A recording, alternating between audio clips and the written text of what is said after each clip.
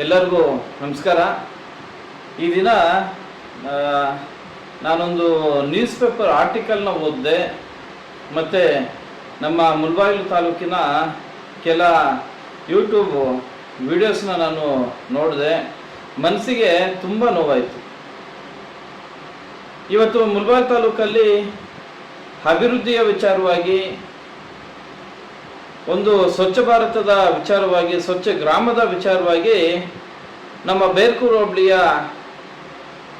C Hosalli ಗ್ರಾಮಕ್ಕೆ ಸಂಬಂಧಪಟ್ಟಂತೆ ಶಂಕರ್ ಎಂಬಾತ ನಮ್ಮ ಗ್ರಾಮ ಕಸದಿಂದ ಕೂಡಿದೆ, ಚರಂಡಿಗಳಿಂದ ತುಂಬಿ ಹರಿತಾ ಇದೆ, ದಯವಿಟ್ಟು ಅದನ್ನು ಸ್ವಚ್ಛ ಮಾಡಿಕೊಡಿ ಅಂತೇಳಿ ಒಂದು ರಿಕ್ವೆಸ್ಟ್ನ ಮಾಡ್ತಾರೆ. ಪಿ ಡಿ ಒಗಳ ಹತ್ರ, ಇ ಒಗಳ ಹತ್ರ, ನಮ್ಮ ಜನಪ್ರಿಯ ಶಾಸಕರು ಅಂತಲೇ ಕರೆಸ್ಕೊಳ್ಳುವಂತಹ ಮುಳಬಾಗಿಲು ತಾಲೂಕಿನ ಶಾಸಕರ ಹತ್ರ ಹೋಗಿ ರಿಕ್ವೆಸ್ಟ್ ಮಾಡ್ತಾರೆ. ಇವತ್ತು ನಾವು ಜನಪ್ರತಿನಿಧಿಗಳಾಗಿ ಹೆಸರನ್ನ ತಗೊಂಡಿರ್ತಕ್ಕಂಥ ಶಾಸಕರು ದಯವಿಟ್ಟು ಆ ರೀತಿಯಲ್ಲಿ ಮಾತಾಡಬಾರ್ದಾಗಿತ್ತು. ಜನಸಮೂಹದ ಮಧ್ಯದಲ್ಲಿ ಒಬ್ಬ ವ್ಯಕ್ತಿ ಬಂದು ಆ ಗ್ರಾಮದ ಸ್ವಚ್ಛತೆಗಾಗಿ, ಆ ಗ್ರಾಮದ ಅಭಿವೃದ್ಧಿಗಾಗಿ ನಿಮ್ಮ ಬಳಿ ಬಂದು ಧ್ವನಿ ಎತ್ತಿದಾಗ ತಾವು ಆ ಒಂದು ಕೆಲಸನ ಮಾಡಿಕೊಡ್ತೀವಿ ಅಂತೇಳಿ ಒಂದು ಸಲಹೆಯನ್ನು ಕೊಟ್ಟು ನೀವು ಕಳಿಸಿದ್ರು, ಆ ಕೆಲಸ ನಿಧಾನಕ್ಕೆ ಆಗಿದ್ರೂ ಸಹ ತೊಂದರೆ ಆಗ್ತಿರ್ಲಿಲ್ಲ. ಆದರೆ ಆ ಸ್ವಚ್ಛ ಗ್ರಾಮ ಕೇಳೋದೇ ತಪ್ಪಾಯ್ತು. ಆ ವ್ಯಕ್ತಿಯ ಆರೋಗ್ಯದ ಬಗ್ಗೆ, ಆ ವ್ಯಕ್ತಿಯ ಮಾನಸಿಕದ ಬಗ್ಗೆ ನೀವು ಜನ ಸಮೂಹದಲ್ಲಿ ಮಾತಾಡಿರೋದು ವಿಪರ್ಯಾಸ. ಏಕೆ ಅಂತಂದರೆ ನೋಡಿ, ಇವತ್ತು ಅವ್ರ ತಾಯಿ ಮಾತಾಡ್ತಿದ್ದಾರೆ, ಶಂಕರ್ ಅವ್ರು ಮಾತಾಡಿದ ಕೂಡ ನಾವು ಗಮನಿಸಿದ್ವಿ. ಎಲ್ಲರೂ ಗಮನಿಸಿ, ಎಲ್ಲೂ ಸಹ ಆ ವ್ಯಕ್ತಿ ಮಾನಸಿಕವಾಗಿ ಕುಗ್ಗಿರುವಂಥ ವ್ಯಕ್ತಿ ಅಲ್ಲ, ಆ ವ್ಯಕ್ತಿ ಆರೋಗ್ಯ ಕೆಟ್ಟಿರ್ತಕ್ಕಂಥ ವ್ಯಕ್ತಿನೂ ಅಲ್ಲ. ಅವ್ರ ತಾಯಿ ರೋದನೆ ನೋಡಿ, ಅವ್ರ ತಾಯಿ ರೋದನೆ, ಅಪ್ಪ ನನ್ನ ಮಗನಿಗೆ ಮದುವೆ ಇಲ್ಲ, ಮುಂಜಿ ಇಲ್ಲ, ಅಷ್ಟು ಜನರ ಮಧ್ಯದಲ್ಲಿ ನನ್ನ ಮಗನ ಆರೋಗ್ಯ ಸರಿ ಇಲ್ಲ ಅಂತೇಳಿ ನೀವು ಹೇಳಿದಿರಲ್ಲ, ನಾಳೆ ದಿನ ಯಾರು ನನ್ನ ಮಗನಿಗೆ ಹೆಣ್ಣನ್ನು ಕೊಡ್ತಾರೆ? ಯಾರು ನನ್ನ ಮಗನ ಊರಲ್ಲಿ ಒಳ್ಳೆ ವ್ಯಕ್ತಿಯಾಗಿ ನೋಡ್ತಾರೆ? ಒಬ್ಬ ಶಾಸಕರೇ ಸರ್ಟಿಫಿಕೇಟ್ ಕೊಟ್ಬಿಟ್ಟಿದ್ದಾರೆ ಶಂಕರ್ಗೆ ಮಾನಸಿಕವಾಗಿ ಆರೋಗ್ಯ ಸರಿ ಇಲ್ಲ ಅಂತೇಳಿ ಅಂದಾಗ ಒಂದು ಗ್ರಾಮದಲ್ಲಿ ಯಾವ ರೀತಿಯಲ್ಲಿ ಆ ವ್ಯಕ್ತಿನ ನೋಡೋಂಥ ಕಣ್ಣುಗಳು ಇನ್ನು ಸೃಷ್ಟಿಯಾಗುತ್ತೆ ಅನ್ನೋದನ್ನ ನೀವು ಎಚ್ಚರಿಕೆಯಿಂದ ಮಾತಾಡಬೇಕಾಗಿತ್ತು ಶಾಸಕರು. ನಿನ್ನೆ ನಾನು ನಾನು ರಾಜೇಂದ್ರಹಳ್ಳಿ ಪಂಚಾಯತಿಯ ಪಿ ಡಿ ಒ ಅವ್ರಿಗೆ, ನಾನು ಅಶ್ವಥ್ ಅವ್ರಿಗೆ ಕೂಡ ನಾನು ಕಾಲ್ ಮಾಡಿಕೆ ಈ ಒಂದು ಸಮಸ್ಯೆನ ಇತ್ಯರ್ಥ ಮಾಡಿ ದಯವಿಟ್ಟು ಅವ್ರು ಕೇಳ್ತಿರ್ತಕ್ಕಂಥದ್ದು ಯಾವುದೋ ಪಿ ನಂಬರ್ ತೆಗೆದುಕೊಡಿ, ಇಲ್ಲ ಯಾವುದೋ ಖಾತೆ ಮಾಡಿಕೊಡಿ ಅಂತ ಕೇಳ್ತಿಲ್ಲ. ಸ್ವಚ್ಛ ಗ್ರಾಮ ಸಿ ಹೊಸಳ್ಳಿಯಲ್ಲಿ ರಾಶಿಗಳಿಂದ ತುಂಬಿರ್ತಕ್ಕಂಥ ರೋಡ್ನ ಸ್ವಚ್ಛತೆ ಮಾಡಿಕೊಡಿ, ಚರಂಡಿಗಳು ತುಂಬಿ ಹರಿತಾ ಇದೆ, ಅದನ್ನು ಸ್ವಚ್ಛತೆ ಮಾಡಿಕೊಡಿ ಅಂತ ಕೇಳಿದ್ರು. ಅದನ್ನು ಒಂಚೂರು ರೆಡಿ ಮಾಡಿಕೊಡಿ ಅಂತ ಹೇಳಿದ್ದಕ್ಕೆ ಪಿ ಡಿ ಒ ಅಶ್ವಥ್ ಅವ್ರು ಕೂಡ ನನ್ನ ಹತ್ರ ಹೇಳ್ತಾರೆ, ಸರ್ ನಿಮಗೆ ಗೊತ್ತಿಲ್ಲ ಆ ವ್ಯಕ್ತಿ ಬಗ್ಗೆ ಅಂತ. ಆಯ್ತಪ್ಪ, ಆ ವ್ಯಕ್ತಿ ಬಗ್ಗೆ ಗೊತ್ತಿಲ್ಲ, ನಿಮಗೆ ಆ ವ್ಯಕ್ತಿ ಬಗ್ಗೆ ಚೆನ್ನಾಗಿ ಗೊತ್ತಿದೆ, ನೋಡೋಣ ಏನು ತಿಳ್ಕೊಂಡಿದ್ದೀರ ನೀವು. ಆದರೆ ಸ್ವಚ್ಛ ಗ್ರಾಮ ನಿಮ್ಮ ಕಣ್ಗಳಿಗೆ ಕಾಣ್ತಿಲ್ವಾ ಪಿ ಡಿ ಒ ಅವರೇ? ಒಂದು ಗ್ರಾಮದ ಸ್ವಚ್ಛತೆಗಾಗಿ ಕೇಳಿದ್ರೆ ಆ ಒಂದು ವ್ಯಕ್ತಿಯನ್ನು ನಿಂದಿಸ್ತೀರಾ?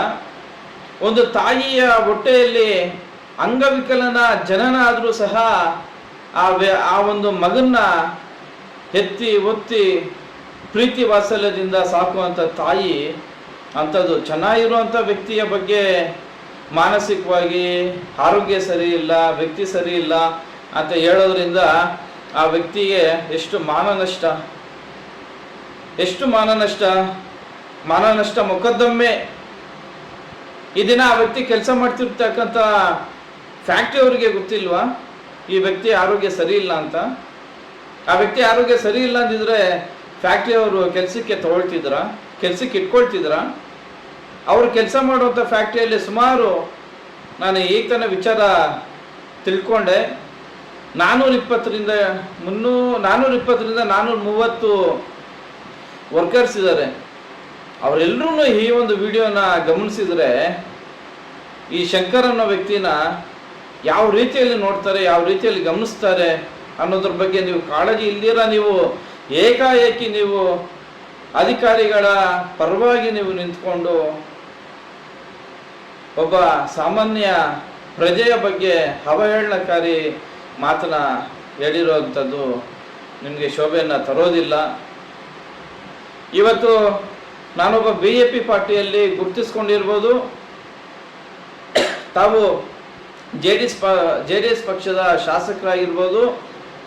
ಇವತ್ತು ಕರ್ನಾಟಕ ರಾಜ್ಯದಲ್ಲಿ ನಾವು ಮೈತ್ರಿ ಇರ್ಬೋದು, ಮೈತ್ರಿ ಇದ್ದೀವಿ ಅಂತ ಕಾರಣಕ್ಕೆ ನಾನು ಮಾತಾಡಬಾರ್ದು, ನಿಮ್ಮ ತಪ್ಪುಗಳನ್ನು ಎತ್ತಿ ಹಿಡಿಬಾರ್ದು ಅನ್ನೋ ಕಾನೂನೇನಿಲ್ಲ. ತಪ್ಪೇ, ಯಾರು ಮಾಡಿದ್ರೂ ತಪ್ಪೇ. ಅಧಿಕಾರಿಗಳ ಮೇಲೆ ಕೂಗೋದಕ್ಕಿಂತ ಗ್ರಾಮಗಳ ಜನರ ಅನಾನುಕೂಲಗಳ ಬಗ್ಗೆ ಧ್ವನಿ ಎತ್ತಿದಾಗ ಅದಕ್ಕೆ ಸ್ಪಂದನೆ ಕೊಡುವಂಥ ಕೆಲಸನ ಮಾಡಬೇಕಾಗುತ್ತೆ. ಇವತ್ತು 19, ನಾಳೆ 20ನೇ ತಾರೀಕು